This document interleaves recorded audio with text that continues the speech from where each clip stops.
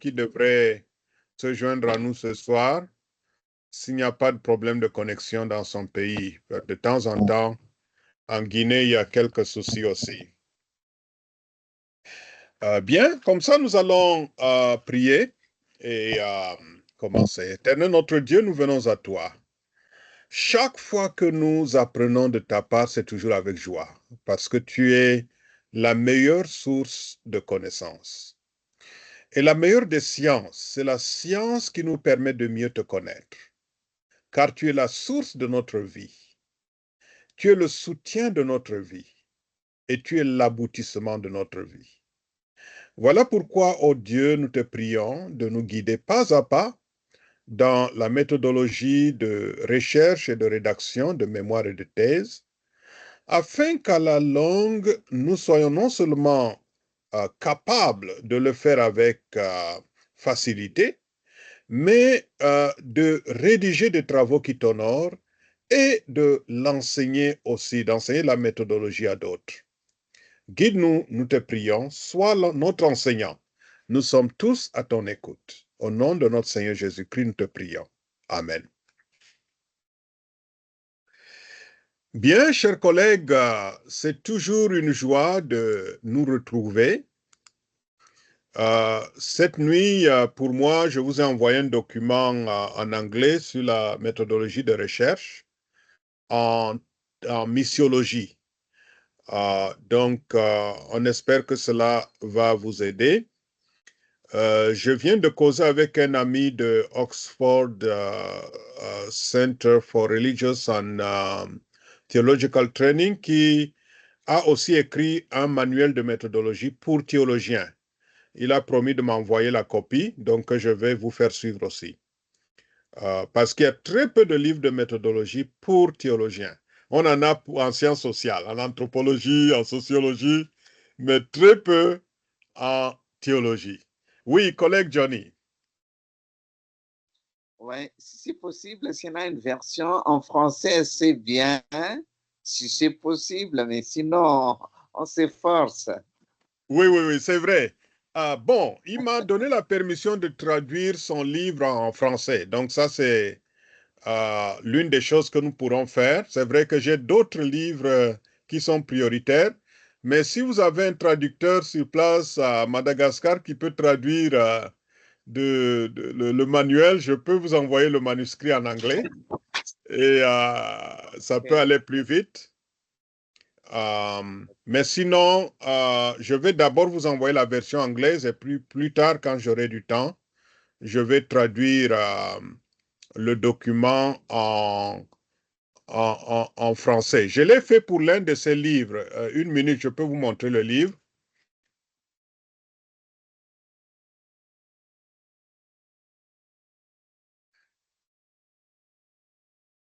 Alors, ça, c'est un de ces livres que j'ai traduit en français. Je ne sais pas si vous pouvez voir le titre. C'est donc un livre d'introduction aux études sur la communication et les médias pour les étudiants en théologie. Il avait écrit en anglais aussi et j'ai pu traduire et publier cela dans les presses universitaires de l'UDI. Donc, je compte le faire aussi pour son livre sur la méthodologie. Moi-même, je suis en train de rédiger parce que en préparant le cours, je me suis rendu compte il n'y a pratiquement rien en Afrique francophone. Et les quelques livres que j'ai lus ne m'ont pas donné satisfaction parce qu'ils n'ont pas abordé tous les volets de la recherche. Parfois, ils se limitent à comment présenter le travail, les notes bibliographiques, des choses de ce genre, et puis s'arrêtent là. Ou alors, parfois, ils s'attardent sur l'exégèse, mais ils ne disent rien sur les autres méthodes. Par exemple, en théologie pratique, en théologie systématique, en missiologie, on a besoin de faire une approche interdisciplinaire le plus souvent. Parce que si vous étudiez un phénomène comme l'éducation des enfants, l'éducation des enfants.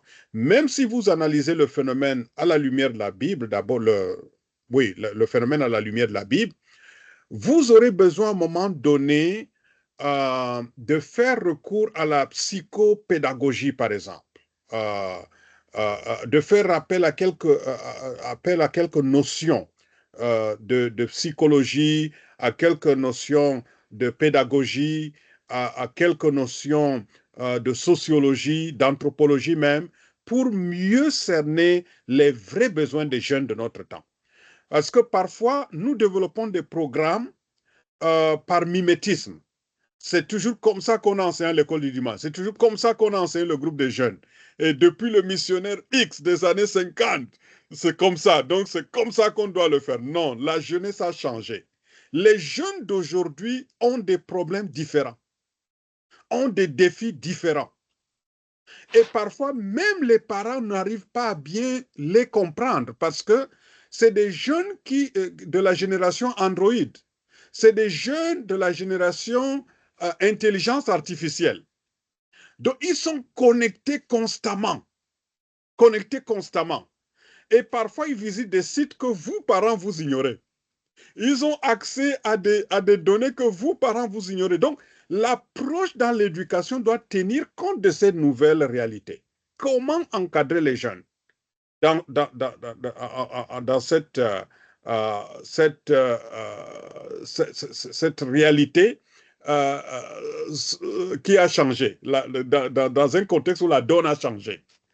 Et donc, parfois, nous devons avoir le courage de nous remettre à l'école nous-mêmes, de nous remettre à l'école, de nous recycler, pour mieux cerner ce qui se passe. C'est pour ça que ces jours-ci, je me suis remis encore à des études de mathématiques que j'ai abandonnées depuis longtemps. Parce qu'il y a des données mathématiques qu'il faut connaître pour mieux pénétrer le monde de l'intelligence artificielle. Ils font recours à beaucoup Donc, il y a des données philosophiques, il y a des données mathématiques, il y a des données techniques qu'il faut maîtriser pour maintenant pénétrer le monde de l'intelligence artificielle afin de mieux préparer les enseignants et les parents à l'encadrement des jeunes. Donc, voyez-vous, Dieu nous a donné la sagesse pour l'utiliser. C'est pour ça qu'il nous a donné un cerveau. Vous vous rappelez toujours de ce que je vous ai dit. Dieu ne fera jamais à notre place ce que nous pouvons faire. Ça, c'est de Genèse à Apocalypse. Chaque fois que les êtres humains sont capables de faire quelque chose, Dieu leur dit de le faire. Prenez n'importe quel récit de Genèse à Apocalypse. Si je prends deux exemples au hasard, la multiplication de l'huile de la veuve, par exemple. Dieu va faire un miracle de multiplication de l'huile. Mais avant le miracle, qu'est-ce que le prophète demande à la veuve? Va et quémande des vases vides auprès des voisins. Imaginez, pourquoi est-ce que Dieu ne lui donnerait pas l'huile en quantité une fois? Non, il faut qu'elle participe. Imaginez un peu le défi d'aller de porte en porte, frapper de porte en porte pour demander des vases vides. Les gens vont se poser des questions. Mais qu'est-ce que cette pauvre femme va faire avec les vases vides? Elle a peut-être perdu la tête maintenant. Elle était aussi allée chez mon voisin. Elle est aussi allée chez ma voisine. Qu'est-ce qui se passe? Peut-être qu'elle est devenue folle. Mais il fallait affronter cette humiliation, ce défi. Ça, c'est ce qu'elle pouvait faire. Ensuite, Dieu lui dit, maintenant, quand tu auras rassemblé assez de vases vides, ferme la porte et verse l'huile, la petite quantité d'huile que tu as là. Et d'ailleurs, Dieu n'a pas utilisé une autre huile. Dieu a utilisé ce qu'elle avait déjà, la petite quantité d'huile. Et Dieu lui dit, voilà, ce que tu as, c'est ce que je veux multiplier. Je ne veux pas aller chercher ailleurs. Tu ne vas pas demander l'huile de multiplication ailleurs. Ce que tu as déjà en main. Maintenant, Dieu lui demande de verser cela dans des vases. Ça, c'est à elle de le faire. Dieu fait le miracle de la multiplication, mais c'est à elle de verser. Et c'est à elle de verser dans tous les vases vides qu'elle a demandé chez les voisins. Si elle se limitait à un vase vide, le miracle devait s'arrêter aussi à un vase vide. Donc, Dieu utilise ses efforts à elle pour qu'elle verse l'huile dans tous les vases vides. Et elle l'a fait. À un moment donné, elle a demandé, est-ce qu'il n'y a plus de vases vides, de vases vides? Les enfants ont dit, non, il n'y en a plus, maman. Bon, le miracle s'est aussi arrêté là. Voyez ici donc un exemple parfait de combinaison de l'effort humain avec le miracle divin. Même chose pour le miracle de la multiplication des pains. Vous vous souvenez du jeune homme avec 5 poissons et 2 pains.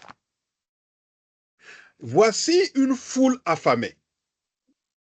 Jésus est capable de faire tomber le pain du ciel, de faire tomber le poisson du ciel. Il ne le fait pas.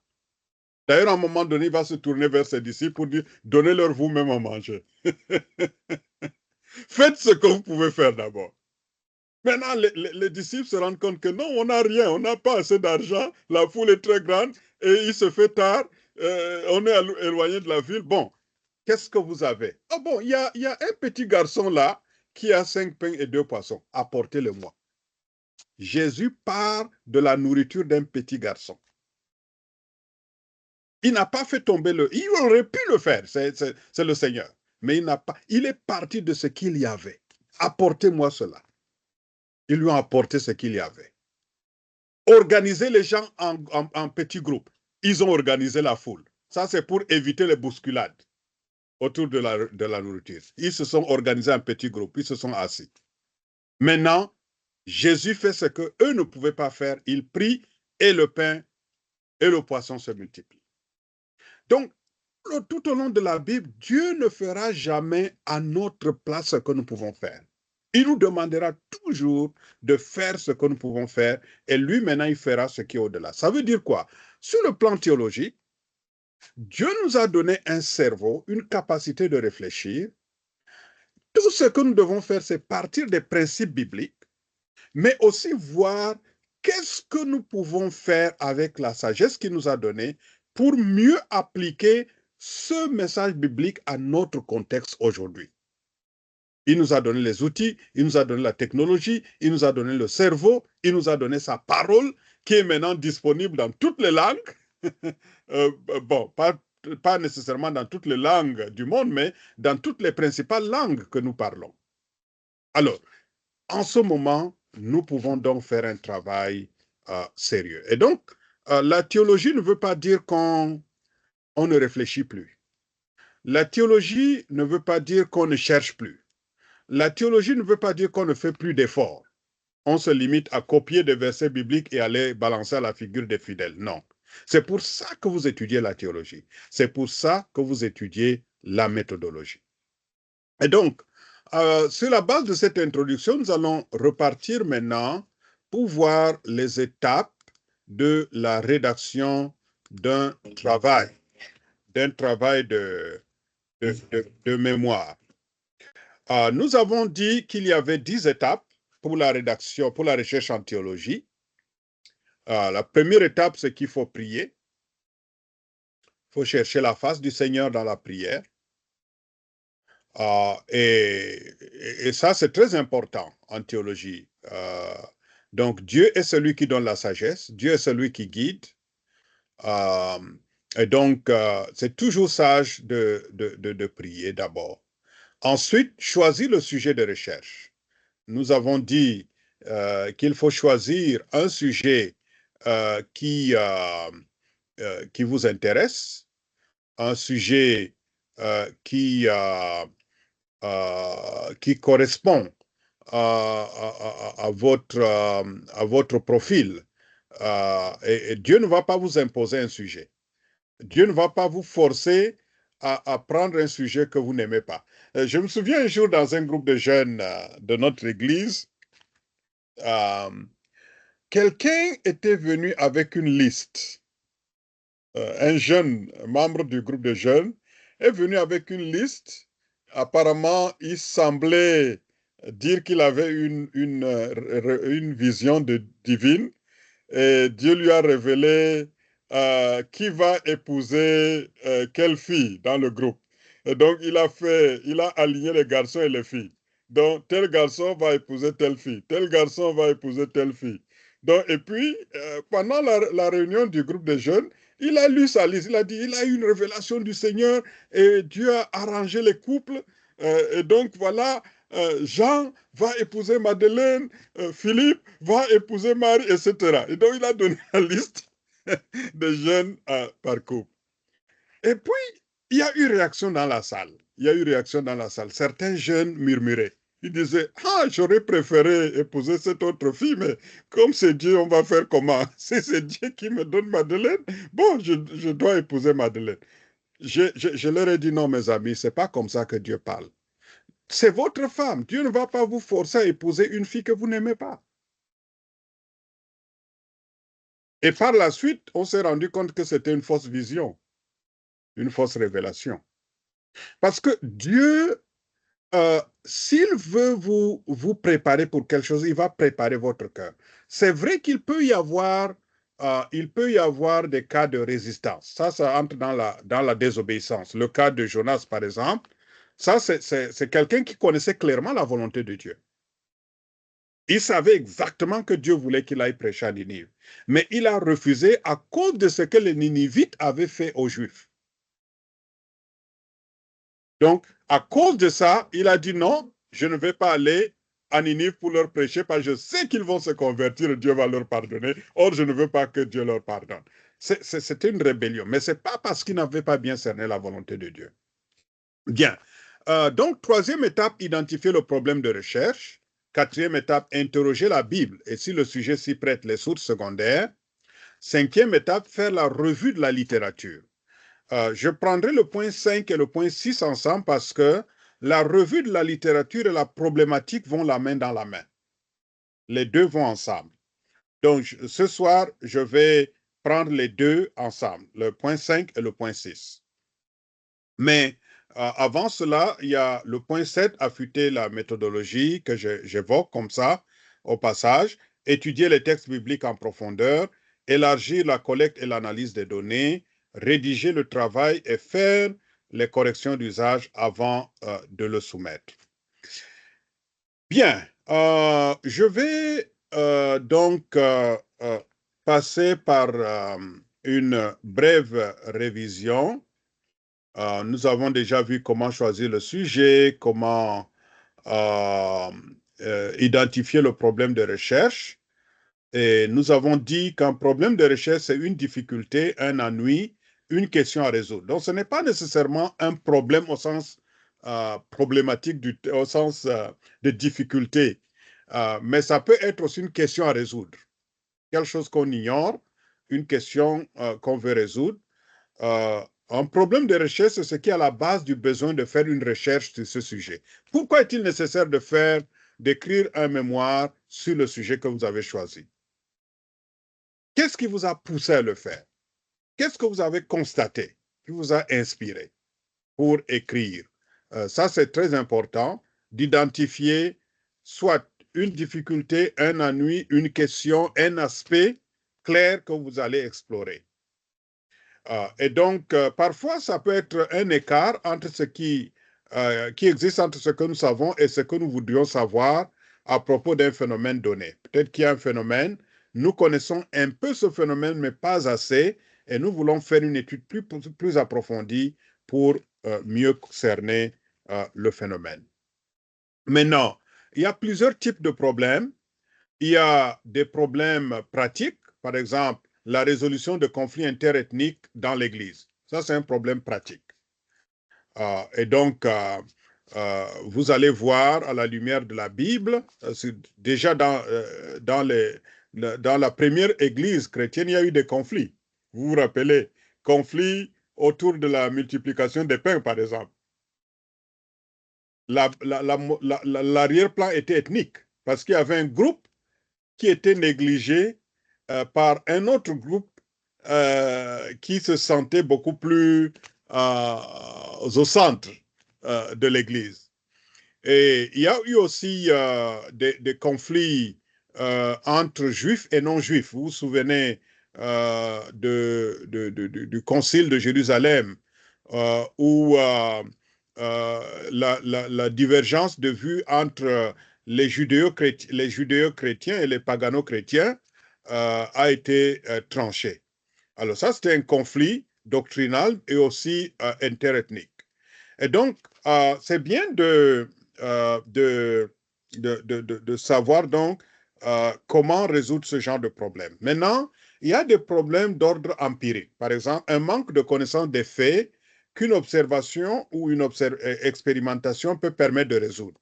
Ça, c'est souvent le cas pour des sujets en théologie pratique ou en missiologie. Je prends un exemple. Expansion de nouvelles sectes pseudo-chrétiennes au détriment des églises historiques. Nous voyons qu'il y a des sectes qui viennent et qui arrachent parfois nos fidèles. Pour leur dire, ah, le baptême que tu as eu n'était pas le bon baptême. Viens chez nous si tu veux être sauvé. Parce que là-bas, on ne t'a pas baptisé correctement. Ou bien, non, cette église-là n'a pas enseigné toute la vérité. Nous c'est la pure vérité que nous enseignons. Ou bien, là-bas, la vie chrétienne n'est pas approfondie. Nous, c'est la vie profonde. Et donc, bon, on trouve dans des situations de ce genre. Et votre recherche peut être donc orientée vers la résolution de ce type de problème, vers l'analyse des raisons qui poussent parfois les membres de nos églises historiques, issues de la Réforme, ou bien même des églises catholiques et autres, de basculer vers des sectes pseudo-chrétiennes comme les témoins de Jéhovah ou les Mormons, etc. Et puis, il y a le problème conceptuel. Le problème peut être conceptuel. Par exemple, l'analyse de la théologie de la théologie de la prospérité. Une minute ici. L'analyse de la théologie de la prospérité à la lumière de la Bible. Il y a une faute de frappe ici. Une minute. Une minute. L'analyse de la théologie de la prospérité à la lumière de la Bible. Donc, correction rapide là.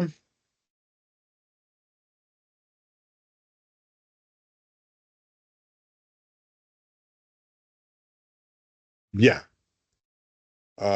Je repartage mon écran.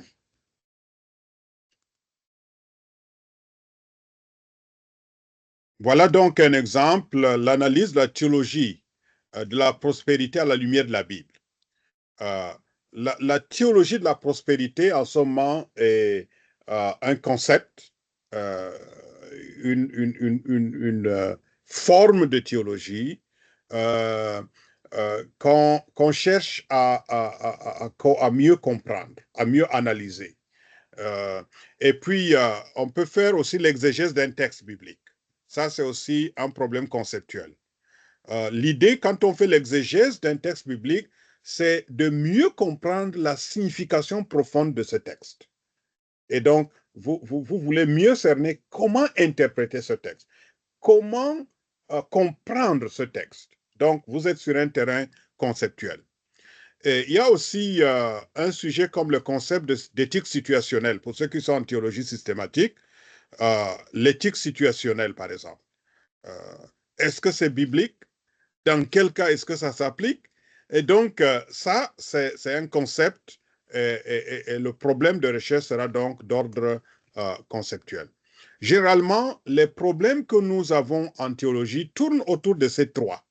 Soit c'est un problème pratique, soit c'est un problème empirique, c'est-à-dire lié à des expériences, à l'expérimentation sur le terrain, l'observation, soit c'est un problème conceptuel, des idées, des doctrines, des théories ou l'étude exégétique d'un texte.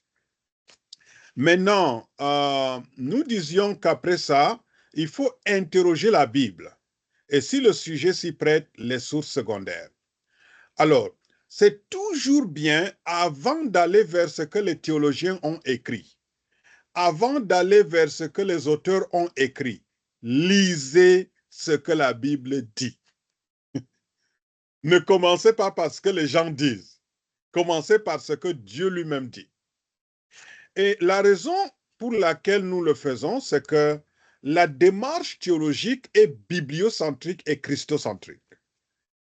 Ça, c'est la démarche théologique. C'est la grande différence, par exemple, qu'il y a entre une thèse en théologie et une thèse en anthropologie. Dans une thèse en anthropologie, on part de ce que les autres anthropologues ont écrit, les autres chercheurs ont écrit sur un sujet anthropologique. Et on examine ce qu'ils ont écrit et on donne son point de vue. Or, pour la théologie, on part de ce que Dieu a dit, pas de ce que les autres ont écrit. Donc, vous étudiez la théologie du sang. Qu'est-ce que la Bible dit sur le sang, sur la signification du sang? Donc, vous ne partez pas de ce que Bultmann a dit, de ce que Fonrad a dit, de ce que Blocher a dit, de ce que Zokwe a dit. Non. Qu'est-ce que la Bible a dit? Première démarche. Sinon, votre travail n'est pas théologique. Donc, la démarche théologique est bibliocentrique et christocentrique en ce sens que on se rend compte que toute la Bible a un seul sujet principal, le Seigneur Jésus-Christ. De Genèse à Apocalypse, la Bible parle de Jésus. Et donc, vous ne pouvez pas renier Jésus et faire une étude théologique. Parce que Christ est au centre de l'Écriture. Maintenant, la Bible, la démarche théologique est bibliocentrique et christocentrique. Pourquoi? Parce que la Bible en est la source. La Bible est la source de notre théologie. La Bible est la source de notre démarche théologique. La source n'est pas en nous. La source n'est pas dans la théologie elle-même. Pire encore, la source n'est pas dans la philosophie. L'une des raisons pour laquelle beaucoup de théologiens sombrent dans le libéralisme aujourd'hui, c'est parce qu'ils ont perdu de vue cette réalité. Au lieu de prendre la Bible comme source, et la Bible comme parole de Dieu révélée, inspirée, infaillible, de prendre ça comme source, ils ont pris la raison humaine comme source. Alors, quand on parle de la raison humaine, la philosophie, le danger, c'est que on se met maintenant à analyser Dieu avec l'intelligence humaine. C'est comme si on prenait un petit gobelet pour mesurer l'eau qu'il y a dans l'océan. Vous allez avec un petit gobelet et vous voulez mesurer la quantité d'eau qu'il y a dans l'océan. Est-ce que vous allez réussir avec votre petit gobelet? C'est exactement ce qu'on veut faire si on part de la raison humaine pour sonder l'infinie grandeur de Dieu. La raison pour laquelle nous nous appuyons sur la Bible, c'est parce que nous ne pouvons pas connaître Dieu par nous-mêmes. Il a fallu que Dieu lui-même se révèle à nous, que Dieu inspire à ses serviteurs qui il est, qu'est-ce qu'il veut de nous. Et c'est à partir de là que nous pouvons comprendre Dieu. Donc, la Bible en est la source de la démarche théologique, mais aussi le critère de validation. Ça, c'est très important. La Bible est non seulement la source de la démarche théologique, mais aussi le critère de validation. Ça veut dire quoi? Dans les autres disciplines, comme les mathématiques, la physique, la psychologie, la sociologie, l'anthropologie, on, on a des sources de validation dans la discipline elle-même. Les grandes théories, les grands penseurs de cette discipline ont développé des critères de validation. Mais pour nous, théologiens, nous revenons encore à la Bible pour dire, voilà ce que j'ai trouvé, j'ai analysé. Est-ce que cela va dans le sens de ce que la Bible a tracé comme canevas? Comme canevas. Sinon, ça veut dire que j'ai un problème avec ma recherche. Par exemple, si j'écris mon mémoire ou j'écris ma thèse, je parviens à des conclusions qui contredisent l'enseignement biblique. Aujourd'hui, on trouve des théologiens qui se disent des théologiens athées. Je me demande s'ils méritent même d'être appelés théologiens. Comment peut-on être théologien et en même temps athée? Ça n'a pas de sens.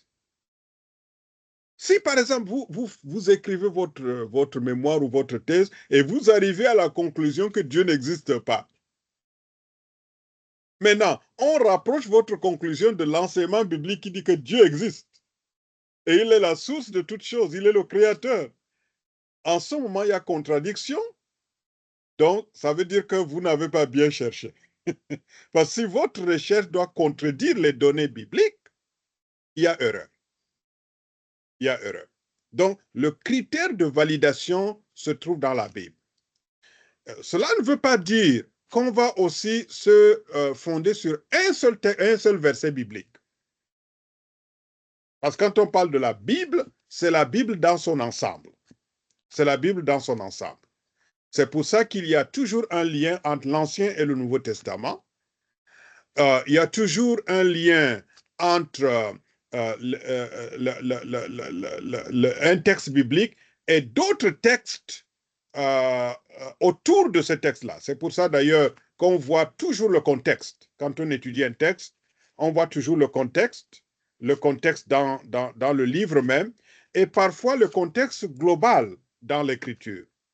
Parce que l'écriture s'interprète par l'écriture. Vous connaissez bien cette règle herméneutique. L'écriture s'interprète par l'écriture. Donc ça, c'est un rappel très important, surtout pour nous qui sommes théologiens évangéliques. Beaucoup ont fait fausse route. Et c'est dommage. Et c'est dommage. Et je vois le glissement aussi dans certaines facultés de théologie évangélique aujourd'hui, qui sont en train d'abandonner la source pour aller ailleurs, afin de paraître savant. Donc, on veut être grand, respecté, être savant, comme les théologiens libéraux. Alors, parfois, on court derrière des vanités. Ça, c'est des pièges à éviter. Celui qui juge notre connaissance, celui qui juge notre fidélité, c'est Dieu. Ce n'est pas un homme. Ce n'est pas un homme. Ce n'est pas un système théologique. D'où la nécessité de rester attaché à la parole de Dieu. Saint Augustin a déjà perçu cela au IVe siècle, quand il a écrit « La Bible est la règle et la norme suprême ». La Bible est la règle et la norme suprême. Donc, nous continuons avec deux références bibliques qui font réfléchir dans ce contexte de théologie. Le premier texte que je vais citer, c'est 2 Timothée 3, 16 à 17. C'est 16 à 17 au lieu de 16 à 16, une minute. 16 à 17. Bien.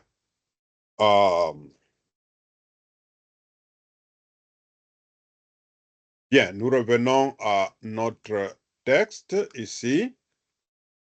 Bien, nous avons déjà souligné avec Saint Augustin que la Bible est la règle et la norme suprême. Mais sur quoi s'appuie-t-il? Nous avons par exemple ce texte de 2 Timothée 3, 16 à 17. Est-ce que quelqu'un voudrait le lire pour nous? 2 Timothée 3, 16 à 17, un volontaire.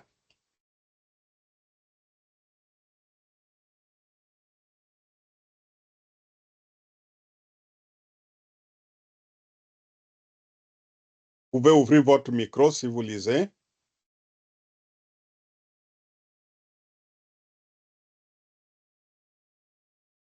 Car toute l'écriture est inspirée de Dieu et utile pour enseigner, réfuter, redresser et apprendre à mener une vie conforme à ce qui est juste.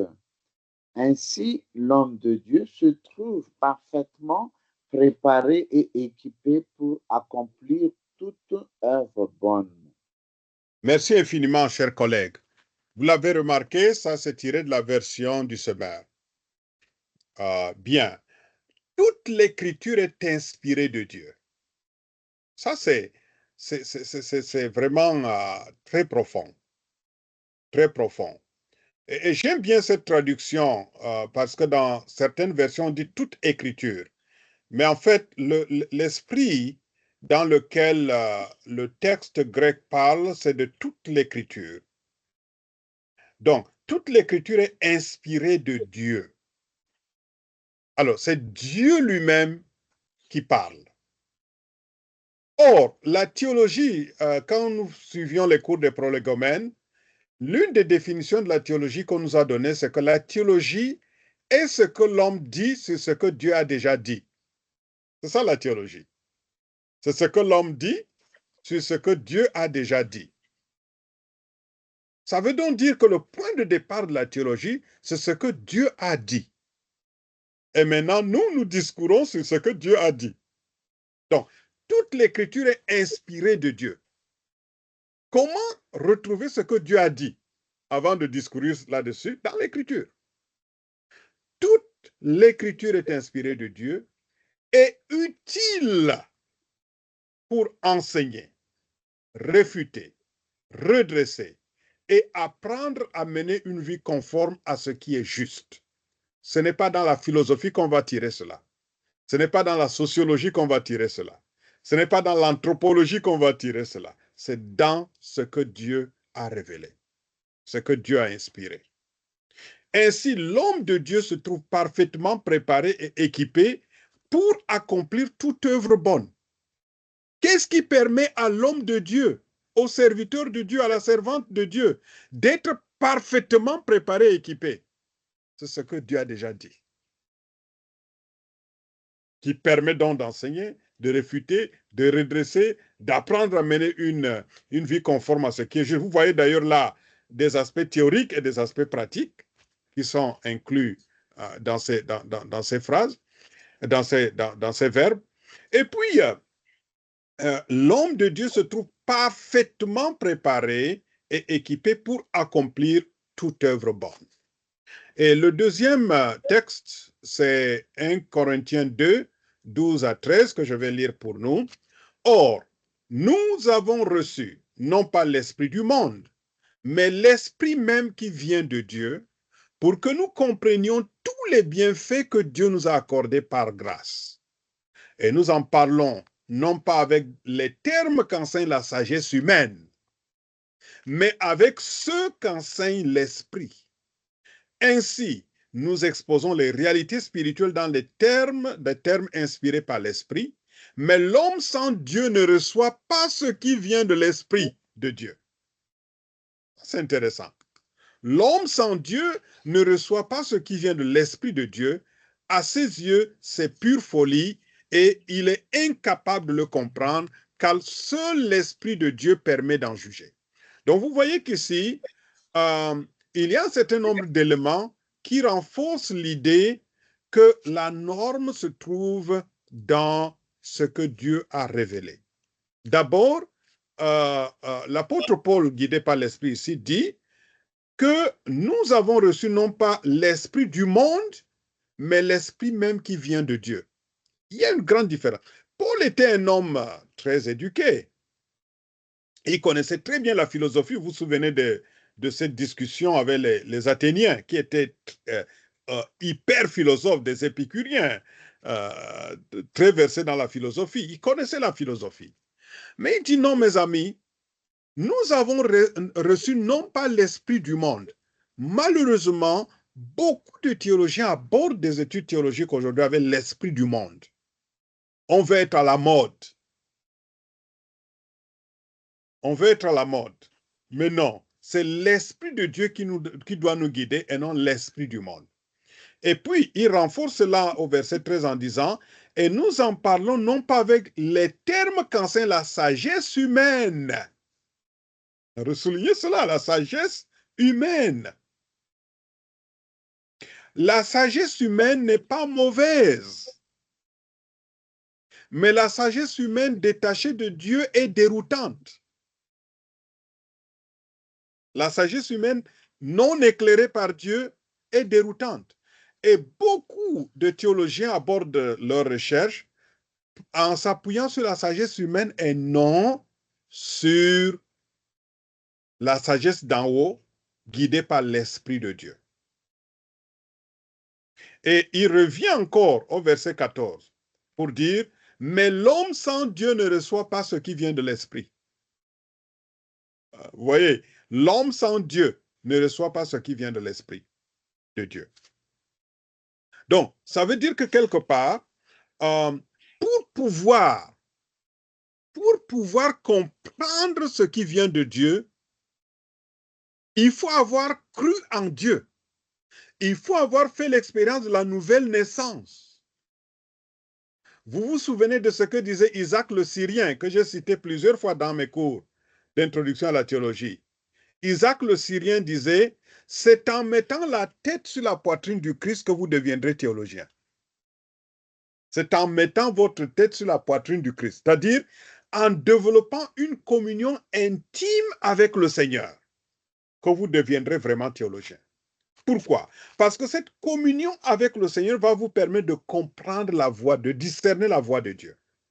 Cette communion intime avec le Seigneur va vous permettre de comprendre les choses de Dieu et de mieux exposer la volonté de Dieu. Oui, collègue Johnny. Oui, si on peut corriger un peu, au lieu d'écrire 1 Corinthiens chapitre 2 jusqu'au verset 12 à 13, c'est jusqu'au verset 14. Oui, oui, oui, tout à fait. Merci pour cela.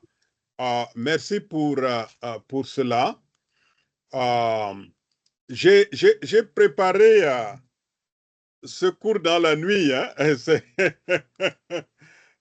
et à un moment de fatigue, c'est pour ça qu'il y avait quelques fautes de frappe là. Mais merci bien pour, merci pour l'observation. Donc, je vais partager encore mon écran. Et donc, je voulais au départ m'arrêter au verset 13. Mais j'ai vu que le verset 14 est important. Oui. Parce que le verset 14 dit, « Mais l'homme sans Dieu ne reçoit pas ce qui vient de l'Esprit de Dieu. À ses yeux, c'est pure folie. Et il est incapable de le comprendre, car seul l'Esprit de Dieu permet d'en juger. » Seul l'Esprit de Dieu permet d'en juger. Vous comprendrez pourquoi beaucoup de théologiens qui glissent vers les hérésies, si vous analysez bien leur vie de foi, vous verrez qu'ils ont perdu la communion avec Dieu. Parfois, il y en a qui sont chrétiens de nom, tout simplement, sans avoir fait l'expérience de la nouvelle naissance. Parfois, ils ont choisi de se détacher du Seigneur pour donner libre cours à la sagesse divine. Parce que la raison est au centre. C'est ça qui a fait le glissement de la théologie libérale. À un moment donné, on a voulu démythologiser la Bible. Vous vous souvenez de Bultmann et de tous les autres. Donc, la Bible est remplie de mythes. Dieu qui permet à tout un peuple de traverser la mer Rouge, mais comment est-ce possible? Hein? Est-ce qu'un homme vraiment qui est intelligent peut accepter ça? Hein? Que des gens puissent traverser la mer Rouge, que la mer Rouge se divise en deux comme ça? Je me souviens euh, d'une scène dans une église libérale où un pasteur libéral prêchait sur ce texte de la traversée de la mer Rouge. Et il disait, ah, voilà, on vous a toujours dit que c'était la mer Rouge, une grande mer que personne ne pouvait traverser. En réalité, ce n'était même pas une mer. C'était juste un petit cours d'eau. Euh, et l'eau arrivait à peine jusqu'à la cheville. Hein, jusqu'à la cheville. Et c'est comme ça que les Israélites ont pu traverser sans problème, sans encombre. Alors, une vieille femme qui était au fond de l'église s'est levée et a crié Alléluia! Dieu a noyé Pharaon et son armée dans une petite quantité d'eau. Voilà le miracle. Donc, le pasteur libéral voulait nier le miracle, mais la vieille femme a dit non, même si tu nies ça, il y a un autre miracle. Parce que si la quantité d'eau était petite au point où ça arrivait à peine à la cheville, mais c'est là, dans cette petite quantité d'eau, que Pharaon et son armée ont été noyés. C'est un miracle. Donc, en réalité, on ne peut pas nier l'intervention miraculeuse de Dieu. Donc, ça, c'est juste pour nous guider. Et il y a deux citations théologiques que j'aimerais faire maintenant. Une première citation vient de Samuel Wakefield, qui a dit, la théologie est cette science qui traite de l'existence, du caractère et des attributs de Dieu, ses lois et son gouvernement, les doctrines auxquelles nous devons croire, le changement moral que nous devons expérimenter, ainsi que les devoirs que nous devons accomplir. Alors ça, c'est très important en matière de recherche, de rédaction de mémoire ou de thèse. Pourquoi? D'abord, nous voyons que la théologie est une science, contrairement à ce que les gens vous diront que non, la théologie n'est pas scientifique, la théologie n'est pas une science. C'est vrai, la théologie n'est peut-être pas une science de la même dimension que les sciences exactes, comme les mathématiques ou l'astronomie ou la biologie. Mais la théologie n'en est pas moins une science. Une science. La théologie est une étude méthodique de ce que Dieu a dit. Mais cette science traite de quoi en réalité? Qu'est-ce qu'on trouve en théologie? L'existence de Dieu. C'est pour ça que je disais que dire qu'on est théologien athée, parce il y a aujourd'hui, ici aux États-Unis surtout, la branche de la théologie athée, c'est-à-dire des théologiens qui se déclarent adeptes de la mort de Dieu. Dieu est mort. Ça n'a pas de sens. Puisque l'un des points focaux, l'un des points centraux de la théologie, c'est l'existence même de Dieu. Tout part de là. Si vous niez son existence, vous n'avez plus rien à dire sur lui, puisqu'il n'existe pas. Est-ce qu'on va discourir sur quelque chose qui n'existe pas? Ça n'a pas de sens. Donc, cette science qui traite de l'existence de Dieu, du caractère de Dieu, et des attributs de Dieu. Qui est-il? Qu'est-ce qui le caractérise? Mais la théologie ne s'arrête pas seulement à qui est Dieu, mais ses lois et son gouvernement. Qu'est-ce qu'il ordonne? Qu'est-ce qu'il veut que les êtres humains qu'il a créés à son image fassent? Et puis les doctrines auxquelles nous devons croire. Donc, si nous voulons croire en un enseignement, il faut que cet enseignement vienne de Dieu. Et puis le changement moral que nous devons expérimenter, ainsi que les devoirs que nous devons accomplir. Ça veut dire que la théologie s'intéresse à la théorie, à l'aspect intellectuel, qu'on explore avec les sciences exégétiques, qu'on explore avec la théologie biblique, qu'on explore avec la théologie systématique. Mais la théologie s'intéresse également à des dimensions pratiques, comme ce qu'on trouve en missiologie, comme ce qu'on retrouve en théologie pratique. Tout cela entre sous l'enveloppe de la théologie. Je prends maintenant une autre citation en 2 volets de Wiley et Culberson. Ils ont dit des choses très importantes.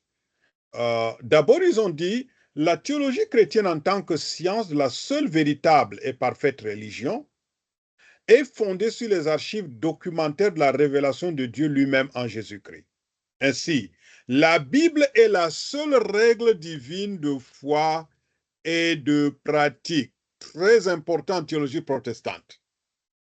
C'est pour ça que nous ne faisons pas intervenir la tradition. Ça, c'est la grande différence entre la théologie protestante et la théologie catholique, ou même la théologie orthodoxe. La théologie protestante, c'est sola scriptura. Sola scriptura. Donc, la Bible est la seule norme. La Bible est la seule règle divine de foi et de pratique. Donc, c'est pour ça que nous nous appuyons sur la Bible. Vous voulez, par exemple, étudier l'enseignement biblique sur les anges. Vous allez vous limiter à ce que la Bible a dit au sujet des anges. Vous n'allez pas dire, bon, dans la tradition, il y avait telle prière qu'on adressait à l'ange, à l'archange Raphaël, ou ceci, ou cela. Non, non, non, non. Ça, c'est pas dans la Bible, ça ne nous concerne pas. Nous ne trouvons aucun exemple de prière adressée à un ange. Aucune recommandation biblique qui dit qu'on peut prier des anges pour nous aider dans des situations de difficulté. Aucune référence biblique. Donc, on s'en limite, on s'en tient à ce que la Bible enseigne. Donc, la Bible est la seule règle divine de foi et de conduite et la seule source primaire d'autorité de la théologie chrétienne. Alors, rappelez-vous de ça. Quand on parle de source primaire en théologie, c'est la Bible. C'est pour ça qu'on enseigne les langues bibliques. Pour que vous puissiez aller dans les langues originales, afin de lire directement le texte dans la langue originale, de traduire le texte. Ne vous fiez pas aux traductions qui existent. La raison pour laquelle nous avons plusieurs traductions, c'est parce qu'il y a une imperfection quelque part. Darby va prendre les choses littéralement. Le français courant va faire presque un commentaire sur le texte original. C'est presque un commentaire. Ce n'est pas vraiment lié de manière rigide au texte original. On a besoin toujours de recourir au texte dans les langues originales. Et si vous ne pouvez pas le faire, au moins consultez plusieurs versions au lieu de vous limiter à une seule version. Donc, la source primaire en théologie, c'est la Bible. Toutes les autres sources sont secondaires. Les Saintes Écritures constituent la carrière d'où l'on extrait les resplendissantes vérités avec lesquelles on construit l'édifice de la théologie, de la doctrine chrétienne. C'est pour ça que je vous disais que la grande différence qu'il y a entre la théologie et les autres disciplines, c'est que la théologie part de Dieu comme source, part de la parole de Dieu, et utilise la Bible aussi, non seulement comme source, la Bible est source et aussi critère de validation. Tandis que dans les autres disciplines, on part d'autres réalités.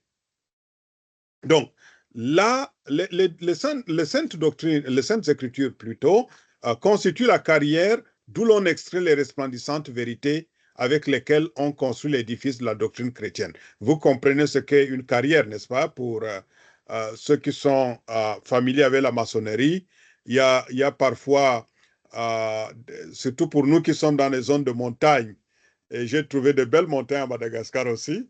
Donc, les gens vont casser des cailloux, des pierres pour venir faire des constructions. Et donc, ça, c'est une carrière. Alors, la Bible est notre carrière. C'est là où nous allons casser les pierres pour construire l'édifice de la doctrine chrétienne. Alors, cette conception de la Bible comme étant le fondement et le noyau de la doctrine chrétienne est l'un des éléments de base que le protestantisme souligne. Alors, comprendre cela, mes amis, c'est déjà partir sur une bonne base dans la recherche théologique. Comprendre cela, c'est déjà mettre toutes les chances de son côté pour la réussite du mémoire ou de la thèse. Parce qu'on aura commencé sur le bon fondement. Mais les mêmes auteurs attirent notre attention sur une autre dimension, ce qui continue dans le second paragraphe en disant « Toutefois, dans un sens plus profond, notre Seigneur Jésus-Christ, l'éternel Fils de Dieu, est lui-même la révélation la plus complète de Dieu. » Alors, ça, c'est intéressant. Jésus-Christ est la révélation la plus complète de Dieu. Il est la parole de Dieu, la vie et la voix même de l'Éternel manifestée devant nous. Ainsi donc, bien que nous honorions les Écritures en leur donnant une place centrale comme source primaire de la théologie, nous ne voulons pas ignorer que la lettre tue, mais l'esprit vivifie. 2 Corinthiens 3,6. Christ, la parole vivante, doit toujours être gardé dans sa relation propre avec la Sainte Bible, la parole écrite. Si celle-ci serait essentielle et dynamique, nous devons rester au moyen de l'Esprit, en parfaite harmonie avec le Christ vivant, dont ses paroles sans égale, ses œuvres incomparables et sa mort à notre place constituent le plus grand thème du livre des livres. Vous comprenez donc pourquoi je vous disais que la démarche théologique est bibliocentrique et christocentrique. Là où nous avons des difficultés herméneutiques, rappelons-nous que le Seigneur est la révélation complète de Dieu, le Seigneur Jésus-Christ. Qu'est-ce que le Seigneur a dit? Qu'est-ce que le Seigneur a enseigné? Quels principes dégageons-nous des enseignements du Seigneur? Cela peut nous aider à mieux éclairer les textes obscurs et difficiles de la Bible. Alors, ça, c'est très important. La démarche théologique, pour me résumer, est à la fois bibliocentrique et christocentrique. Si vous comprenez ça, vous êtes déjà très avancé. Alors, maintenant, nous allons revenir sur quelques points. Vous vous rappelez, quand nous avions parlé des principales étapes, l'étape 4, c'était d'interroger l'écriture. Alors, qu'est-ce qu'il faut faire à ce niveau-là? Si vous pouvez le faire, surtout si vous êtes en spécialiste de l'Ancien Testament ou du Nouveau Testament, je vous encourage à faire l'exégèse du ou des textes bibliques clés. Ce n'est pas nécessaire en théologie pratique, ce n'est pas nécessaire en missiologie. Mais ce n'est pas interdit non plus de faire une étude exégétique en missiologie, pour un texte missiologique. Par exemple, pour mon mémoire de maîtrise, j'avais fait l'exégèse de 3 textes du Nouveau Testament. Parce que c'était en rapport avec mon sujet. Même si mon sujet était missiologique, je voulais partir de ce que le Seigneur, la Bible enseigne sur l'unicité du Christ. C'était le thème. L'unicité du Christ et ses implications pour l'évangélisation des musulmans. Mais il fallait d'abord analyser les textes, comme Jean 14, 6, comme Acte 4, 12, comme 1 Timothée 2, 5 à 6. Donc j'ai analysé les 3 textes qui affirment clairement que Jésus est le chemin, la vérité et la vie, que nul ne peut aller à Dieu sans le Seigneur Jésus-Christ. Et donc, il fallait d'abord examiner ces textes. Ensuite, j'ai maintenant vu ce que les théologiens ont dit de ces textes. J'ai examiné les différents points de vue sur l'unicité du Christ, le point de vue des exclusivistes, des inclusivistes, des pluralistes et maintenant, j'ai fait une analyse à la lumière de la révélation de Dieu. Vous voyez, je suis parti de la parole de Dieu, j'ai examiné ce que les théologiens ont dit et j'ai encore utilisé la même Bible comme critère de validation. Et une fois que j'ai validé qu'en réalité, Jésus est le seul chemin, maintenant, je pouvais passer à la dimension pratique. Comment donc, puisque Jésus est le chemin, ça veut dire que même les musulmans ont besoin de Jésus pour être sauvés. Mais comment leur annoncer donc cette bonne nouvelle? C'était la dernière partie de mon travail. Donc, voyez-vous, ça ne vous interdit pas de le faire en missiologie ou en théologie pratique, mais c'est surtout en théologie exégétique que c'est vraiment exigé de faire l'exégèse. Maintenant, à défaut, pour ceux qui sont en théologie biblique ou en théologie systématique ou en théologie historique ou en théologie pratique ou en missiologie, on peut faire une recension ou une analyse des textes bibliques, c'est-à-dire sans faire l'exégèse. Tout à l'heure, je pourrais peut-être vous trouver un exemple de mémoire qui a été de mémoire en théologie biblique, qui a été rédigé sans exégèse. Donc, c'est possible. Mais on peut donc le faire tout en faisant la recension et l'analyse des textes bibliques qui se rapportent au sujet. C'est-à-dire, ici, par exemple, vous écrivez sur les dons spirituels et vous pouvez faire la recension et l'analyse des textes bibliques qui parlent des dons spirituels. Au lieu de faire l'exégèse d'un texte spécifique sur les dons spirituels, par exemple. C'est permis pour les autres branches non exégétiques de la théologie. Et c'est seulement après, vous voyez, tout ça, c'est des sources primaires.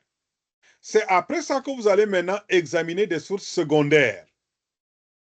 C'est-à-dire ce que les théologiens ont écrit, les commentaires bibliques, les essais théologiques sur le thème, ce que les autres ont écrit sur le don spirituel, c'est après ça, pas avant. Pas avant. D'abord les sources primaires et ensuite les sources secondaires. D'abord la Bible, ensuite ce que les théologiens ont écrit là-dessus. Donc, c'est là où on aboutit donc à la 5e étape de la rédaction du mémoire ou de la thèse en théologie. C'est la revue de la littérature. Voyez-vous, jusqu'ici, je me suis gardé de faire la revue de la littérature. Pourquoi? Parce que si vous devez faire l'exégèse, l'une des règles essentielles, fondamentales, inviolables de l'exégèse, c'est qu'il ne faut pas faire dire au texte ce qu'il ne dit pas.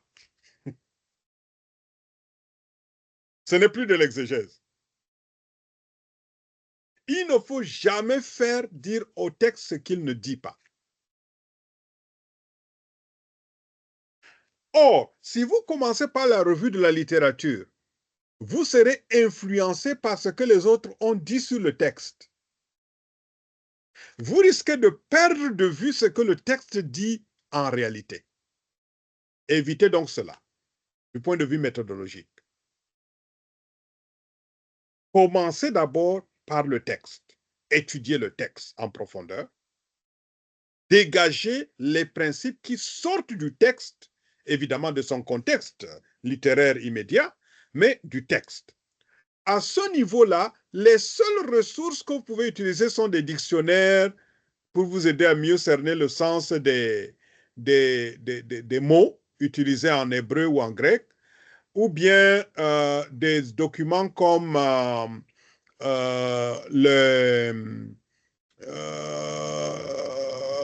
dehors des dictionnaires, vous pouvez utiliser les livres de grammaire pour vous aider à mieux analyser l'implication de la grammaire. Si vous avez un texte qui est au parfait par exemple, gegraptai.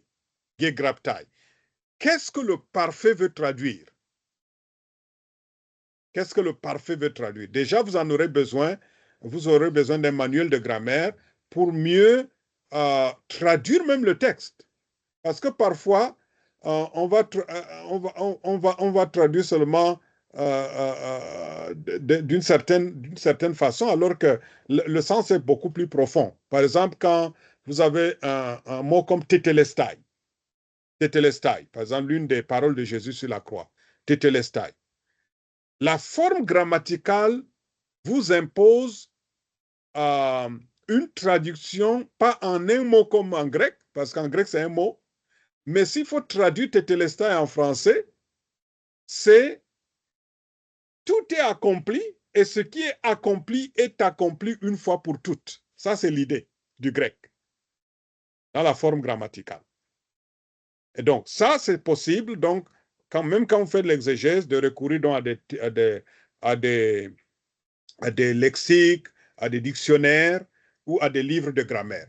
Mais n'allez pas dans les commentaires, pardon. N'allez pas dans les commentaires bibliques. Vous allez fausser l'interprétation. Limitez-vous. À la limite, vous pouvez faire recours au dictionnaire biblique.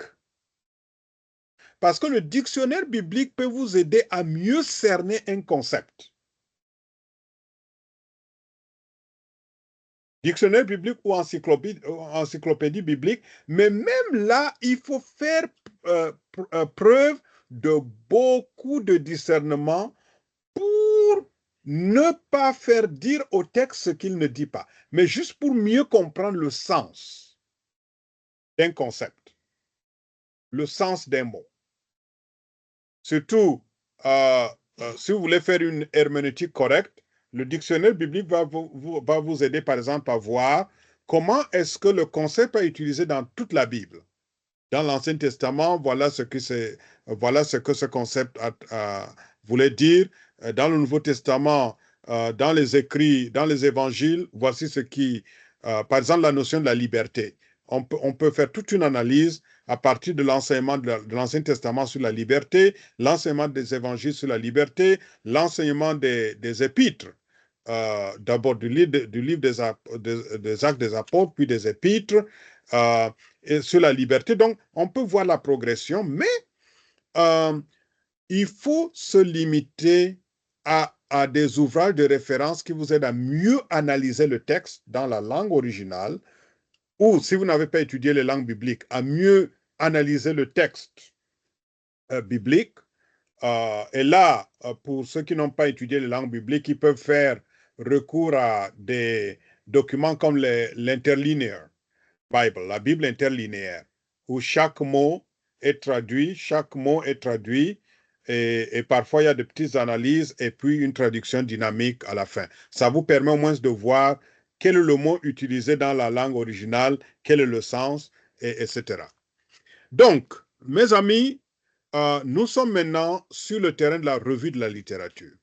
Après avoir examiné en profondeur ce que la Bible dit, maintenant vous allez faire la revue de la littérature. Qu'est-ce que les autres ont dit sur le sujet?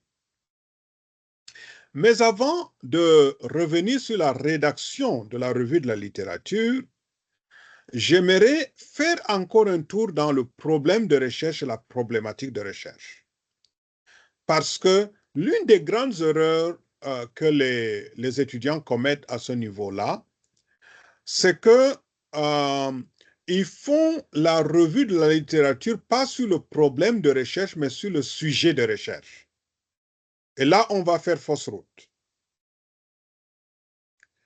Par exemple, vous êtes en train de rédiger votre mémoire sur la résolution des conflits interethniques dans l'Église. La résolution des conflits interethniques dans l'Église. Et vous vous perdez dans la revue de la littérature, puisque c'est en rapport avec les conflits, vous vous perdez dans la littérature sur les conflits, d'une manière générale. Il y a pas mal de littérature, il y a pas mal de livres, il y a toute une multitude de littérature sur les conflits. Mais si vous ne prêtez pas attention à votre démarche ici au niveau de la revue de la littérature, vous allez lire des ouvrages généraux sur les conflits, les types de conflits, la résolution du conflit, la transformation des conflits, de bons livres. Mais au bout de votre revue, vous aurez eu assez de documentation sur les conflits, mais pas sur le problème de recherche. Ce qui vous intéresse, c'est comment résoudre un conflit interethnique dans l'Église. C'est ça votre problème de recherche. Ce n'est pas seulement le conflit, mais comment résoudre un conflit interethnique dans l'Église.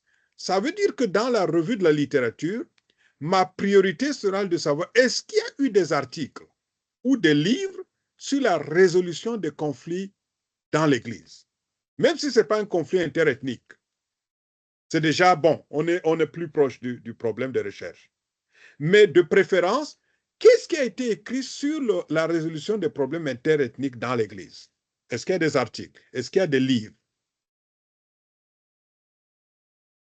Est-ce qu'il y a des vidéos produites par des théologiens qui parlent de cette thématique?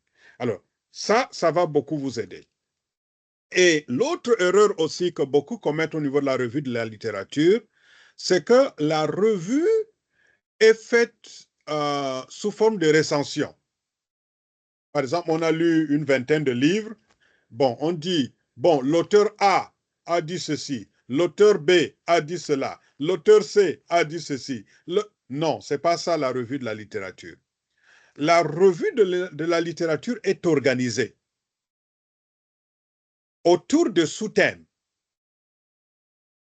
Par exemple, je lis des ouvrages sur la résolution des conflits interethniques dans l'Église. Dans la revue de la littérature, je vais organiser cette littérature par sous-thème. Quels sont les ouvrages qui ont traité de la nature de ce conflit? Quels sont les ouvrages et les articles qui ont traité de la méthode d'analyse de ce conflit? Quels sont les ouvrages et les articles qui ont traité de l'impact du conflit interethnique sur la communauté ecclésiale et aussi sur la société? Et puis, quels sont les ouvrages et articles que j'ai lus sur les solutions, les approches pratiques de résolution? Vous voyez, je les regroupe par sous-thème. Au lieu de dire l'auteur A a dit ceci, l'auteur B a dit ceci, l'auteur C, l'auteur D. Non, non, non. Toute une liste d'auteurs comme ça, non. Mais il faut regrouper. Ça vous permettra de voir. Il y a eu, par exemple, assez de livres sur comment résoudre, mais très peu de livres et d'articles sur les causes profondes de ce conflit. Ah, ça veut dire que dans ma recherche, je dois faire des efforts pour aller beaucoup plus en profondeur que tout ce qui a été écrit jusqu'à aujourd'hui sur les causes profondes de ce conflit. Donc, regroupez votre revue de la littérature autour de sous-thèmes. Je reviendrai là-dessus en vous montrant quelques modèles, peut-être pas ce soir, mais une autre fois. Mais comme je l'ai dit, pour mieux avancer en revue de la littérature, partez toujours du problème de recherche et de la problématique de recherche. C'est pour ça que je prends la 5e et la 6e étape, qui est la problématique ensemble. Donc, mais avant d'aller plus loin, soulignons que la revue de la littérature intervient après l'exégèse pour éviter des influences préjudiciables. N'allez pas directement dans la revue de la littérature. Faites l'exégèse de votre texte. Si vous ne pouvez pas faire l'exégèse, étudiez, analysez le texte, même sans exégèse. Il y a des outils aujourd'hui qui nous permettent d'étudier un texte biblique même sans faire recours à l'exégèse. Étudiez le texte. Par exemple, pour ceux qui n'ont pas étudié les langues bibliques, utilisez plusieurs versions. Utilisez la Bible interlinéaire. Utilisez les dictionnaires.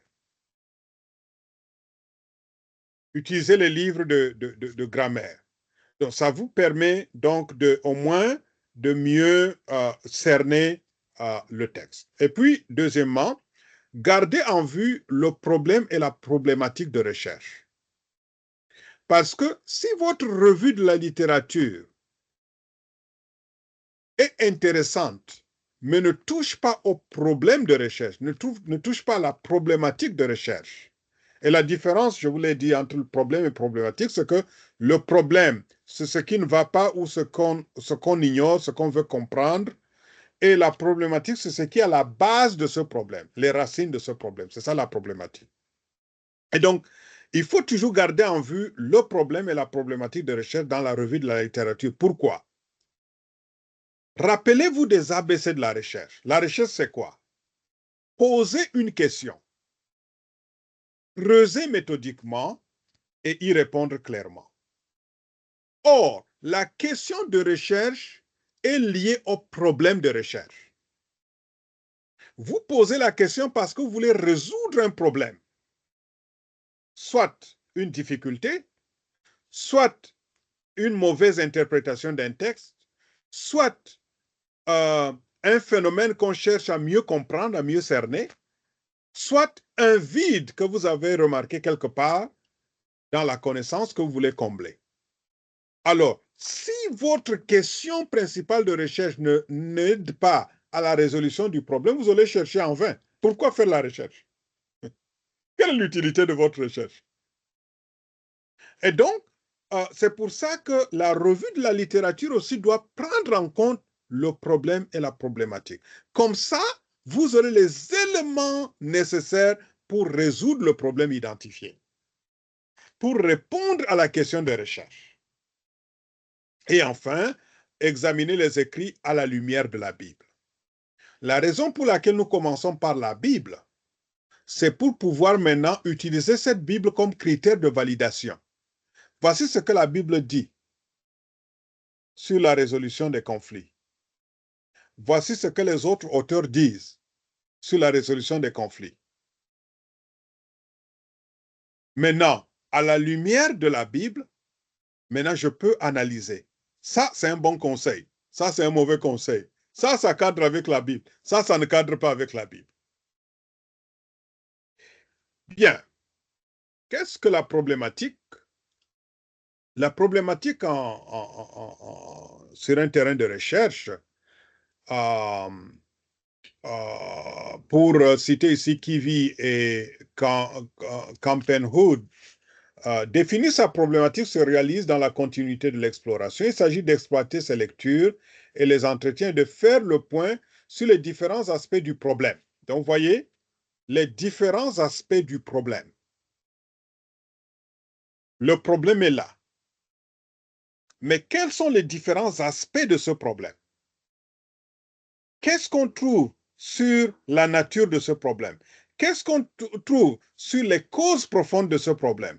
Qu'est-ce qu'on trouve sur la manifestation de ce problème? Qu'est-ce qu'on trouve sur la méthodologie utilisée par d'autres pour étudier ce problème?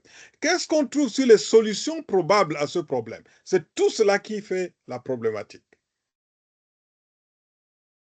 Maintenant, l'autre définition de la problématique, c'est de Bow qui a dit la problématique, c'est l'ensemble construit autour d'une question principale, des hypothèses de recherche et des lignes d'analyse qui permettront de traiter un sujet choisi. Ici, il s'est limité à la dimension théorique, dont un ensemble construit autour d'une question, des hypothèses, des lignes d'analyse qui permettent de traiter un sujet choisi. Donc, quel genre de question a été posé? Quelles sont les possibilités, les hypothèses de recherche, donc des réponses anticipées à la question principale et aux questions secondaires, des lignes d'analyse? Ça, c'est une façon de voir la problématique. Mais en fait, pour concilier les deux définitions, la problématique, c'est divers aspects du problème ou de la question qui vous préoccupe et ou vous intéresse. Qu'est-ce qu'il y a autour de ce problème? Quelles sont les racines de ce problème? Quelles sont les différentes facettes de ce problème? Donc, avant de formuler une problématique, identifier le domaine d'un problème général. Commencez par identifier un problème sur lequel vous souhaitez vous concentrer. Par exemple, dans le cas de résolution des conflits interethniques, c'est un problème de conflit. Et donc, vous allez vous focaliser sur qu'est-ce qui est à la base, qu'est-ce qui est autour de ce conflit interethnique. Se renseigner sur le problème pour définir la problématique. L'étape suivante consiste à se renseigner sur le problème afin de développer une compréhension suffisante du sujet pour identifier l'aspect du problème auquel vous allez répondre dans votre mémoire. Donc, ici, une fois que j'ai identifié le domaine du problème, maintenant, je me renseigne sur le problème. Quelle est la nature de ce problème? D'où vient le problème? Qu'est-ce qui cause souvent ce genre de problème? Comment est-ce que les premiers chrétiens ont abordé ce genre de problème? Est-ce qu'il y a eu d'autres cas plus tard dans l'Église? Est-ce qu'il y a eu d'autres problèmes plus tard dans l'histoire de l'Église? Et qu'est-ce qu'on apprend? La manière dont ce genre de problème est résolu dans nos églises aujourd'hui. Donc, en fonction du problème soulevé, vos recherches peuvent inclure la consultation de diverses sources d'informations pertinentes, ainsi que des discussions avec les experts, en menant vos recherches, gardez à l'esprit les questions suivantes. Le contexte. Qui a un problème? Quand et où a émergé le problème? Quelle est la cause de ce problème? Est-ce qu'il découle des recherches antérieures ou est lié à la modification d'un facteur? Maintenant, vous voyez le contexte. Ensuite, l'arrière-plan. Que sait-on du problème? Qu'en disent les chercheurs et les autres personnes concernées? Qu'est-ce qui a été fait pour résoudre ce problème? Est-ce que certaines solutions ont fonctionné? Si oui, pourquoi? Est-ce qu'une cause a été étudiée en particulier? Par exemple, une cause de conflit interethnique dans le texte des actes, par exemple, le premier conflit, c'était autour de la distribution de repas. C'est une question de justice sociale, de répartition équitable de la nourriture. Mais ça peut être une autre source. Il y a des conflits interethniques autour de l'accès des ressources. Par exemple, les conflits entre éleveurs et agriculteurs, autour des sources d'eau, ou bien autour des champs qui ont été ravagés par des animaux que les bergers font perdre. Donc, qu'allez-vous exactement aider à résoudre? Qu'est-ce que vous n'allez pas traiter? Par exemple, vous êtes en train de faire votre revue de la littérature. C'est pour ça qu'il faut voir votre problème, votre problématique. Vous faites votre revue de la littérature et vous tombez sur un livre qui parle de conflit de génération. C'est un conflit. C'est un conflit. Et c'est intéressant quand on lit des ouvrages comme Sous l'orage, par exemple, de Seydou Badia, un roman qui parle de conflits de génération. C'est un livre intéressant qui donne de très bons conseils et de très bonnes idées pour la résolution des conflits de génération. Mais ce n'est pas en rapport avec votre sujet. Donc, vous n'allez pas perdre votre temps à faire la revue de ce genre d'ouvrage, puisque votre problème de recherche, c'est comment résoudre un conflit interethnique au sein de l'Église. Donc, ça ne vous concerne pas.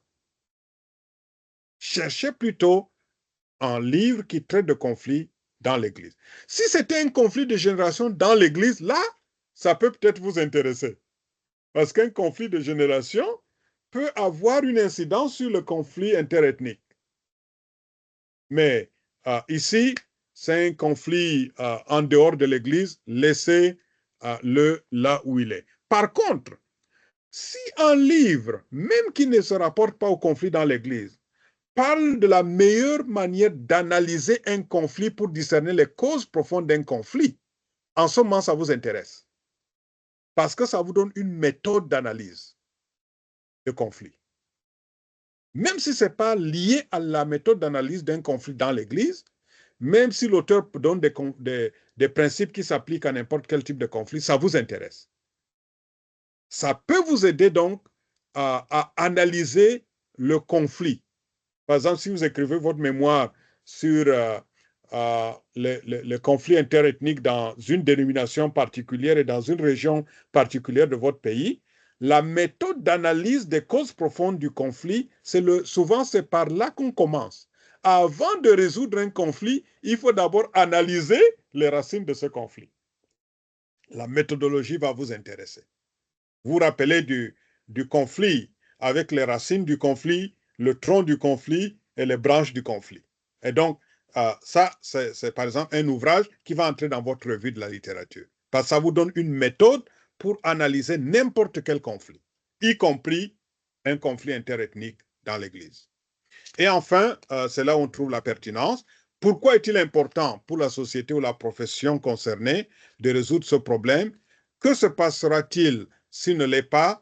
Qui en ressentira les conséquences? Donc, ça, c'est aussi un aspect qui va revenir au sein de votre problématique de recherche. Et là, maintenant, vous pouvez rédiger votre problématique de recherche. Vous aurez fait d'une pierre deux coups. Vous aurez mieux cerné votre problématique de recherche et en même temps, vous aurez identifié les livres et les articles qui traitent de votre problème de recherche, de votre problématique de recherche et qui seront utiles pour la rédaction de votre travail de mémoire ou de thèse. Alors, compte tenu du temps, je m'arrête là pour ce soir et je voudrais maintenant vous donner la parole pour des questions ou des observations éventuelles.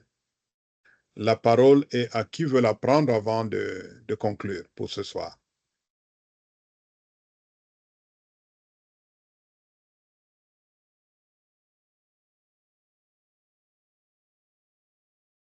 Bonsoir, professeur.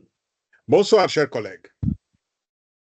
Oui, quand on vous suit comme ça nous donne un peu l'envie de reprendre le travail, parce que lorsque nous avons présenté le projet, on n'avait pas compris en profondeur ces choses-là. Maintenant, ça nous éclaire davantage quand même, beaucoup même. Ouais. Donc, nous sommes très reconnaissants pour cela. Je pense que ça nous aide beaucoup. Oui. Non, c'est bien, c'est bien. Ça, vous savez, ça c'est l'un des avantages de la recherche. On peut toujours revenir en arrière pour modifier quelque chose. Parce qu'au fur et à mesure que vous creusez, vous allez découvrir des éléments que vous n'avez pas découverts au départ. Je me souviens toujours de mon expérience d'abord au niveau du mémoire et ensuite au niveau de la thèse. Au niveau du mémoire, à un moment donné, je suis tombé sur une question secondaire intéressante. J'écrivais mon mémoire sur l'unicité du Christ et ses implications pour l'évangélisation des musulmans. Au cours de la recherche, j'ai trouvé une doctrine intéressante de Justin Martyr liée à la notion du logos spermatikos. Et c'est une mauvaise compréhension du logos spermatikos de Justin Martyr qui a fait basculer certains théologiens vers des positions universalistes, par exemple. Et j'ai commencé à rédiger. J'ai rédigé plusieurs pages. Je pouvais écrire tout un chapitre sur le sujet. Mais après, je me suis dit, mais tiens, c'est intéressant, mais est-ce que c'est un rapport direct avec mon travail? Donc, j'ai été obligé de couper cela. J'ai écrit beaucoup de pages, hein, mais j'ai dû couper cela parce que je me suis rendu compte que non, c'est intéressant, mais ce n'est pas directement lié. Il me suffisait d'évoquer que Justin Martyr a dit ceci sur le logos spermaticos, c'était suffisant. Pas d'écrire tout un chapitre sur Justin Martyr. Alors, l'autre chose que j'ai eu aussi à modifier pour mon mémoire de maîtrise, c'est qu'au départ, j'ai voulu commencer par ce que les théologiens ont dit. Dans ma compréhension, je voulais dire, bon, je vais prendre un peu la démarche médicale. D'abord, poser le diagnostic. Où se trouve le problème? Ensuite, trouver le remède à la lumière de la Bible. Que dit la Bible de ce que les gens disent? Et ensuite, maintenant, tirer les implications pratiques. Dans ma tête, c'était une démarche tout à fait logique. Mais au fur et à mesure que je faisais mes recherches, je me suis rendu compte que non, je ne peux pas commencer par ce que les gens ont dit. Parce que je n'ai pas de repère maintenant pour apporter le remède. Comment est-ce que je saurais que j'ai donné la bonne réponse au problème identifié? Il faut d'abord partir de ce que Dieu dit, de ce que la Bible dit, des repères, des critères clairs, des lois claires, des doctrines clairement exprimées par la Bible. Ça me permettra maintenant de voir ce que les gens font, ce que les gens disent, de poser le diagnostic, et maintenant d'apporter un remède et de vérifier que le remède est bon. Parce que je suis parti de ce que la Bible dit, donc maintenant je sais quelle est la nature du bon remède. C'est comme ça donc que dans mon plan de travail, j'ai modifié pour commencer par l'exégèse, avant de passer au débat théologique autour de l'unicité du Christ, et maintenant revenir à l'analyse de ces débats à la lumière de la Bible, puisque je connaissais déjà les principes bibliques, avant de passer maintenant à la phase pratique. Puisque Jésus est le seul chemin, comment l'annoncer à des gens qui ne le connaissent pas, notamment en contexte islamique. Donc, voyez-vous, on gagne toujours au fur et à mesure qu'on progresse dans la recherche, on enrichit. C'est pas mauvais. Et parfois, on peut être amené à reformuler le sujet, on peut être amené à changer le plan, on peut être amené à modifier ceci ou cela. C'est bon. C'est une preuve que vous êtes en train de progresser dans la recherche. Donc, nous sommes là pour vous accompagner selon la grâce du Seigneur.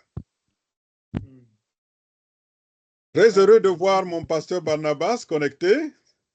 Ça fait longtemps. J'espère que les affaires ne vous ont pas détourné de la théologie.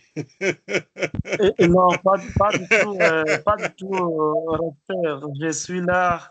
C'était beaucoup plus tôt la question beaucoup plus liée au déménagement.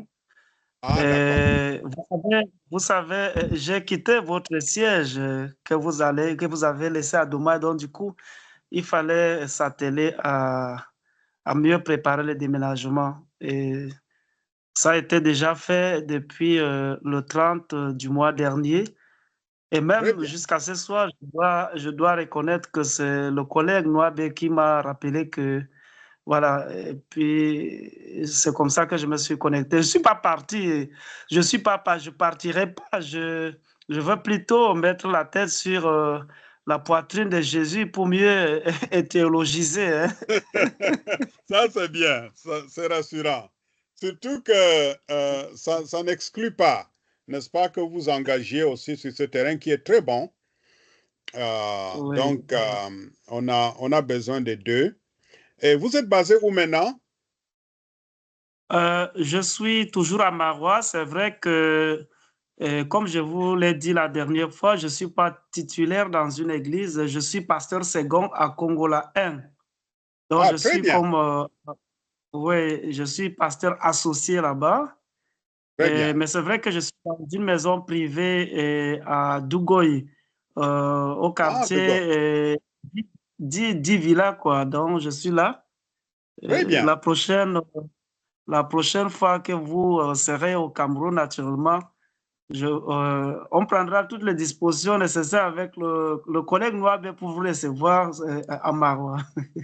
Très bien, très bien. De Gaulle, ça me rappelle beaucoup de choses. Hein? Et j'ai même un neveu qui habite ce quartier-là. Important. Ouais, je pense à Amidou. Amidou qui habite ce quartier, c'est un neveu. Ok, d'accord. Je vais le chercher éventuellement. Ouais. Ce serait très important, mais c'est reposant quand même. Et depuis déjà quelques 3 jours, là, nous sommes en train d'explorer la possibilité de pouvoir mettre une annexe de ce côté-là pour décongestionner un peu Domayo, parce que beaucoup de fidèles partent de là pour Domayo, des Congolais pour Domayo. Donc, du coup, nous voulons un peu réfléchir en tant que missiologue en herbe, comment exploiter les opportunités pratiques.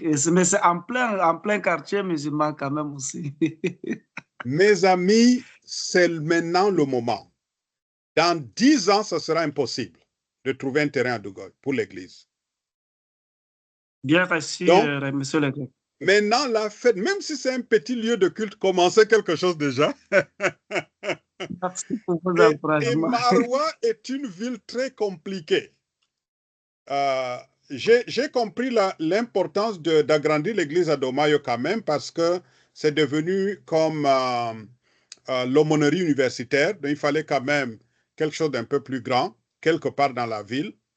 Mais ne concentrez jamais les efforts dans une seule église ou dans un seul quartier à Maroua. Il faut saturer le quartier. Bien reçu, monsieur le recteur. Nous allons vraiment y penser fortement. Oui. Très bien. En tout cas, beaucoup de courage et que le Seigneur vous soutienne. Amen. Merci beaucoup, monsieur le recteur. Je profite de l'occasion pour dire bonsoir à tous les collègues. Je vois, John, que c'est pour la première fois que je rentre en connaissance de ce visage. Et merci au collègue John. Oui, apparemment, il s'est un peu assoupi. Comme chez lui, c'est déjà peut-être presque minuit ou autre à Madagascar. Hein. Il est de Madagascar et il fait la théologie du Nouveau Testament. Ok, d'accord. C'est très important. Ouais. Bien, comme ça, nous allons terminer par la prière. Et un volontaire parmi vous peut prier. S'il vous plaît, professeur. Moi, je laisse la main au collègue Noabe qui va prier. C'est lui qui nous a réveillés aujourd'hui. Ok, d'accord. Oui, collègue Noabe. Oui. Oui, bon, le pasteur Vincent, il m'a dit qu'il se sent un peu mal. Donc, c'est comme il est un peu malade. Voilà pourquoi il ne nous a pas... Bon, le pasteur Haman-Luc, il n'a pas fait signe. Ah, d'accord. Bon, en tout cas, on va prier pour le pasteur Vincent. Comme c'est vous qui allez prier, pensez au pasteur Vincent. Haman-Luc avait indiqué à un moment donné qu'il était en train de voyager. Je ne sais pas s'il est déjà revenu de son voyage, mais pensez également à lui et le collègue Tolno Moïse de Guinée avait quelques problèmes de connexion. Donc, pensez également à lui dans vos prières. Prions le Seigneur. D'accord. Aussi, au sujet de les certifications sur l'administration de l'Église, l'évangélisation parmi les non-atteints et autres là. Parce qu'ici, à Talamokologie, j'ai un diacre qui voulait suivre cette formation et j'ai déjà envoyé ces dossiers au frère Dingao Romain. D'accord. Avant-hier.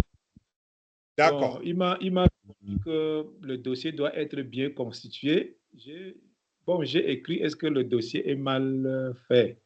Bon, il m'a dit qu'il devait donc examiner le dossier aujourd'hui, mais jusqu'à aujourd'hui, je n'ai pas reçu son mail parce que j'ai demandé le diacre là, les frais de la formation là, est-ce qu'on peut déjà lui envoyer ça par OM? Mais jusqu'à aujourd'hui, je n'ai pas reçu sa réponse.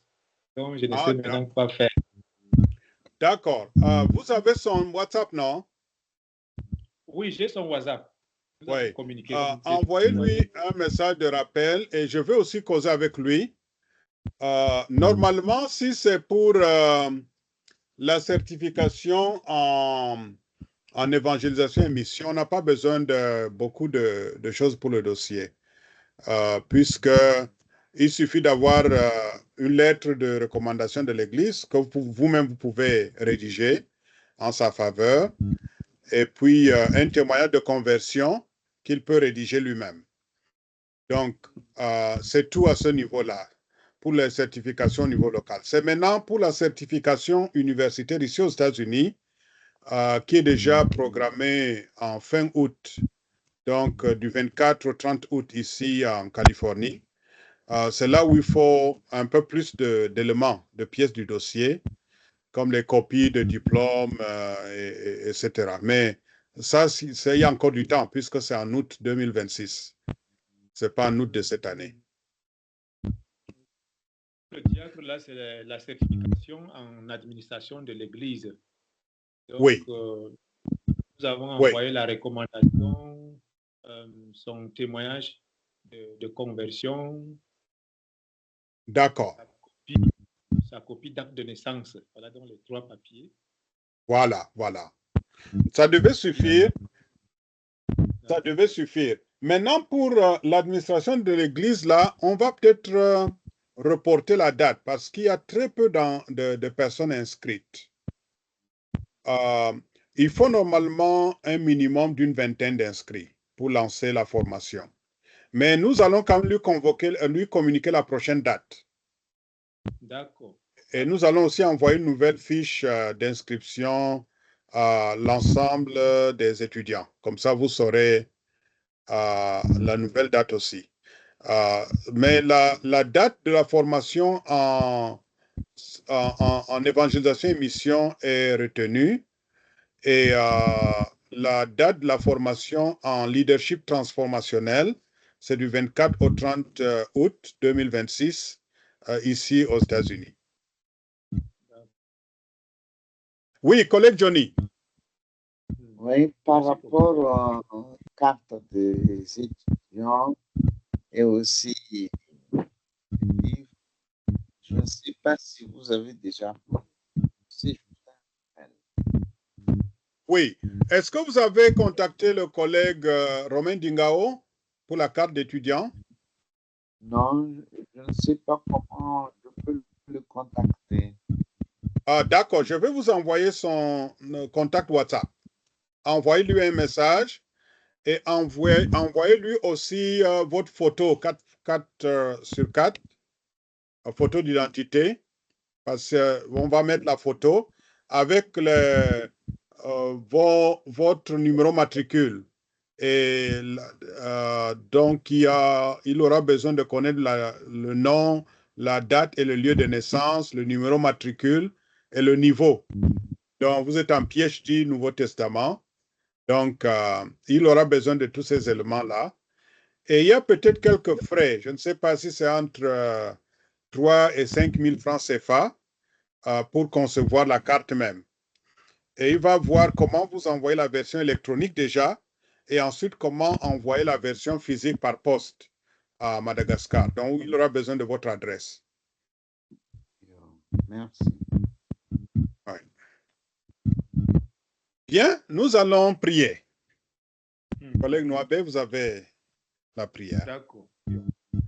Merci Seigneur notre Dieu pour ce temps que tu nous accordes afin de nous faire former en ligne. Merci pour la santé, l'intelligence et la disponibilité que tu as.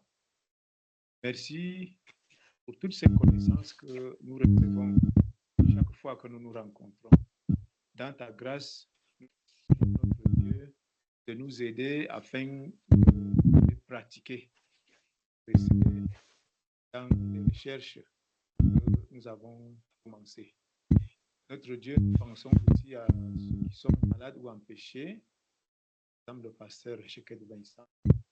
Seigneur, nous te supplions de lui imposer ta main qui guérit, afin que la prochaine fois, nous soyons ensemble. Pour ceux qui sont empêchés aussi par les activités, Et nous prions d'être avec eux, ou bien ceux qui sont en voyage, comme le pasteur Hamad. Nous prions, Seigneur, de veiller sur lui, destination dans de bonnes conditions. Nous pensons aussi à nos frères, collègues,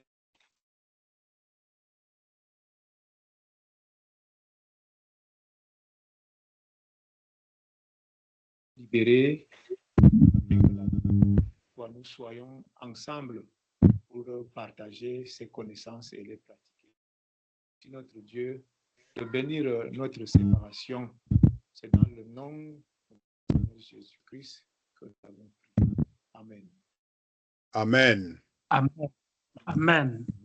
Merci Merci infiniment, beaucoup. chers collègues. Bonne journée à vous et bonne nuit à nous. Oui, oui, tout à fait.